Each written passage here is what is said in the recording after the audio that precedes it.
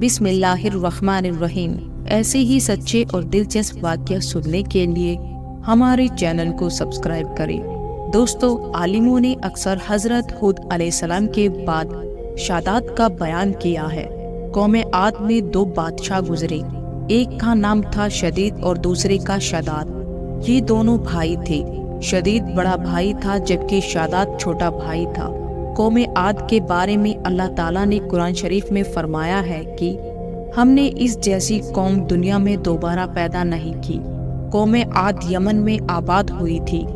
حالانکہ شدید اور اس کے لوگ مشرک تھے، شرک کیا کرتے تھے، لیکن کہا جاتا ہے کہ شدید بڑا ہی انصاف والا آدمی تھا۔ اس کا انصاف دور دور تک مشہور تھا۔ اس کے انصاف سے شیر اور بکری ایک جگہ پانی پیتے تھے۔ ایک دن اس کی عدالت میں 2 آدمی آئے اور ان دونوں نے عجیب سے حالات سنائے۔ ایک آدمی بولا، میں نے اس آدمی سے قیمت دے کر ایک زمین کا ٹکڑا خریدا اور اس زمین پر اب میرا قبضہ ہے، لیکن جب میں اس زمین کی کھدائی کی تو اس میں مجھے خزانہ ملا، لیکن میں وہ خزانہ اس آدمی کو لوٹانا چاہتا ہوں، کیونکہ میں نے اس سے صرف زمین خریدی ہے، وہ خزانہ نہیں، اس لیے میں یہ خزانہ اس کو واپس دینا چاہتا ہوں۔ دوسرا آدمی بولا، میں نے زمین اس کو بیچی ہے، اس لیے اس زمین میں جو کچھ بھی ہے وہ سب اسی کا ہے، اس لیے یہ خزانہ میں اسی کا ہے اور میں یہ خزانہ واپس نہیں لے سکتا، اور سمجھ نہیں آتا کہ یہ خزانہ کیوں نہیں لے رہا ہے، کیوں بہانہ بنا رہا ہے۔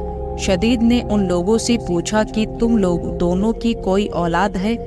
انہوں نے کہا، ہاں، ایک کے پاس بیٹی ہے اور دوسرے کے پاس بیٹا ہے۔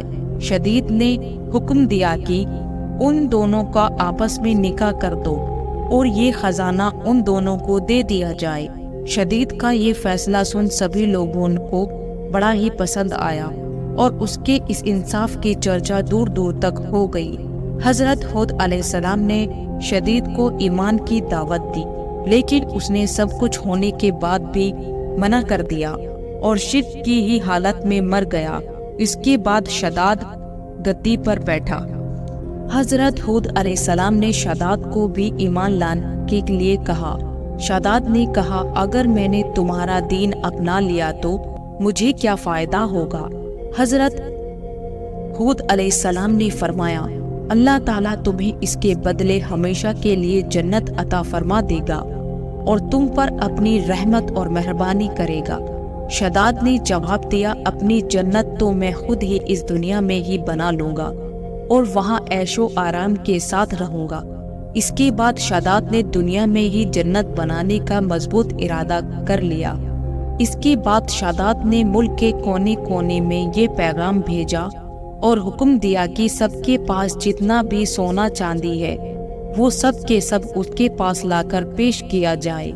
اس طرح اس کے پاس بڑی ہی تعداد میں سونے چاندی کے جواہرات جمع ہو گئے۔ پھر اس نے ایک خوبصورت جگہ کی تلاش کرنی شروع کر دی۔ اسے وہ جگہ بھی مل گئی۔ وہ جگہ ایسی تھی جہاں کی ہوا جنت کی ہوا کی طرح خوشبودار تھی۔ اس نے ایک جگہ پر تمام ہیرے جواہرات جمع کروائے۔ ملک کے کونے کونے سے بڑے ہی تیز اور ہوشیار کاریگر بلوائے اور عمارت کی مضبوط سے مضبوط نیو ڈلوانا شروع کر دی۔ اس کی دیواروں کی لمبائی لوگوں کی سوچ سے زیادہ اونچی تھی اور اس کی چوڑائی کے کاریگروں کے حساب سے اس وقت کی سب سے چوڑی دیوار تھی۔ آسمان کو چھوتی تھی اور اس کی چمک دمک سورج اور چاند کی مانند تھی۔ جب یہ دنیا قائم ہوئی تھی ایسی عمارت کبھی نہیں بنی تھی۔ اس کی دیواریں سونے اور چاندی سے بنائی گئی تھی اور چھت کے سونے پتوں سے سجائی گئی تھی۔ اس کے ستون خوبصورت پلوں سے مضبوط کیے گئے اور ہر چیز بہترین طریقے سے سجائی گئی۔ وہاں کی نہروں میں ریت کے بجائے انمول موتی بچھائے گئے اور وہاں کے پیڑ سرخ سونے کے پھلوں سے لاد کر مشک اور عنبر کی خوشبو سے بھر دیے گئے۔ جس وقت ان پیڑوں سے ہوتی ہوئی سوکھی ہوا چلتی تھی تو اس طرف کے رہنے والے لوگوں کے دماغوں میں خوشبو کو بھر دیتی تھی۔ شداد نے زمین پر مٹی سے بجائے مشک اور عنبر بچھوایا۔ اس کے محلوں کو چاروں طرف سے لال سونے کے ترتیب دے کر سجایا گیا۔ وہ جگہ دیکھنے میں ہی خوبصورت نہیں بنائی گئی تھی بلکہ رہنے کے لیے بھی آرام دائق اور خوبصورت بنائی گئی تھی۔ وہاں اس نے اپنی من پسند معشوقوں اور پریوں کو بھی اکٹھا کر دیا تھا۔ یہ باغ اور محل 12 سالوں میں بن کر تیار ہوئے۔ اس میں پوری دنیا کے ہیرے جواہرات لگ گئے۔ جب یہ بن کر پوری ہو گئی تو شاداد کو خبر دی گئی کہ اس کی جنت تیار ہے اور وہ اب اس جنت کا معائنہ کر سکتا ہے۔ شاداد کو جب یہ خبر ملی تو شاداد کی خوشی کا ٹھکانہ نہ رہا۔ ایک بڑی فوج کو لے کر شاداد اپنے محل سے نکل کر اپنی بنائی ہوئی جنت کی طرف روانہ ہو گیا۔ وہ اپنی جنت کو دیکھنے کے لیے ہی جا رہا تھا کہ راستے میں اسے ایک ہرن کو دیکھا۔ اس نے دیکھا کہ اس ہرن کے پاؤں چاندی کے ہیں اور سینگ سونے کے ہیں، اس کی آنکھیں یاقوت کی ہیں۔ شاداد اس ہرن کو دیکھ کر حیران رہ گیا، جی للچا اٹھا۔ اس نے من ہی من میں فیصلہ کیا کہ اس ہرن کو ہر قیمت پر حاصل کر کے رہوں گا۔ اس نے بنا کچھ سوچے سمجھے اس ہرن کے پیچھے اپنا گھوڑا دوڑا دیا۔ ہرن بھاگا اور شاداد اس کے پیچھے اپنا گھوڑا دوڑاتا چلا گیا۔ یہ دوڑ بہت ہی دور تک چلی تھی کہ شاداد کی فوج بہت ہی پیچھے رہ گئی۔ پھر اسے ایک بہت ہی ڈراونے قسم کا گھڑ سوار نظر آیا۔ اس گھڑ سوار نے شاداد سے پوچھا، وہ عمارت جسے تو محل جنت کہتا ہے، اس عمارت کے بنوانے سے تجھے سکون مل جائے گا؟ شاداد نے اس گھڑ سوار کی یہ بات سن کر کانپ گیا۔ اس نے پوچھا، تم کون ہو؟ وہ گھڑ سوار بولا، میں تیری موت ہوں، میں موت کا فرشتہ ہوں۔ شاداد نے بڑی ہی نرمی اور بے چینی سے کہا کہ مجھے اپنی جنت کو ایک بار دیکھ لینے دو، پھر تم میری جان نکال لینا۔ موت کے فرشتے نے کہا، یہ حکم دنیا کے پیدا کرنے والے کا ہے، اس کے حکم کے بعد مجھے اختیار نہیں کہ میں تمہیں ایک بھی منٹ کا مہلت دے سکوں۔ پھر اسی وقت موت کے فرشتے نے شاداد کی روح قبض کر لی اور اس کا جسم روح سے جدا ہو گیا۔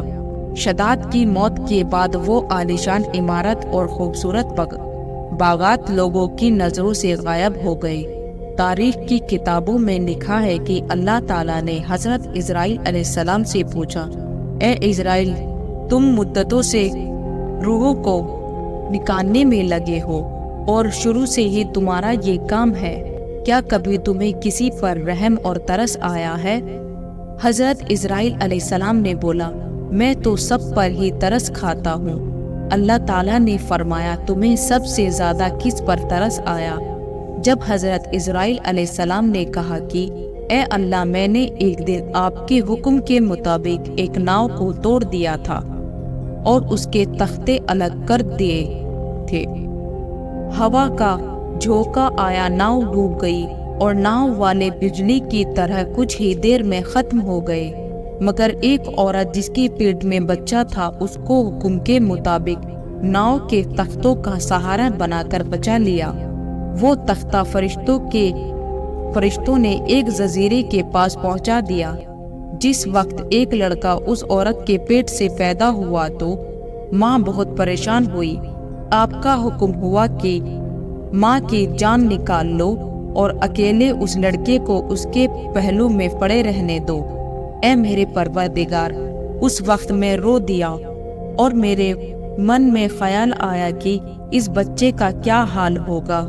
یہ بچہ تو تڑپ تڑپ کر مرے گا یا کسی جنگلی جانور اور پرندے کا منہ کا نوالا بن جائے گا۔ اے خدا، تو خوب جانتا ہے، مجھے اس بچے پر بہت رونا آیا تھا۔ اس کی تنہائی اور بے کسی کی سوچ سوچ کر میرا دل بھر آتا تھا۔ اور دوسرا، شاداد پر مجھے بڑا ہی ترس آیا۔ اس نے کئی برسوں میں عمارت بنوائی، لیکن اس کی جھلک بھی دیکھنے کے لیے محروم رہ گیا اور دل میں حسرت اور افسوس لیے ہی اس دنیا سے چلا گیا۔ اللہ تعالیٰ نے فرمایا، اے اسرائیل، یہ شاداد وہی لڑکا ہے جس پر تم نے پہلے بھی ترس کھایا تھا، اور میں نے اس کی ماں کے مرنے کے بعد سورج اور ہوا کو یہ حکم دیا کہ تم اسے اپنی سردی اور گرمی سے مت ستانا، اور ہوا کو حکم دیا کہ फलों के पत्ते उड़ाकर उसके लिए फर्श बनाओ। फिर उसके दोनों अंगूठों से दूध और शहद की नहर मैंने बनाई।